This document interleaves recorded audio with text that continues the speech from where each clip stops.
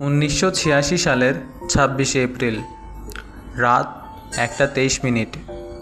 একটি মুহূর্ত যা চিরতরে বদলে দিয়েছিল মানব ইতিহাস। একটি বিস্ফোরণ যা শুধু একটি রিয়েক্টর ধ্বংস করেনি, বরং ছড়িয়ে দিয়েছিল অদৃশ্য মারাত্মক মৃত্যু। আগুন জ্বলছিল, কিন্তু এটি সাধারণ আগুন ছিল না।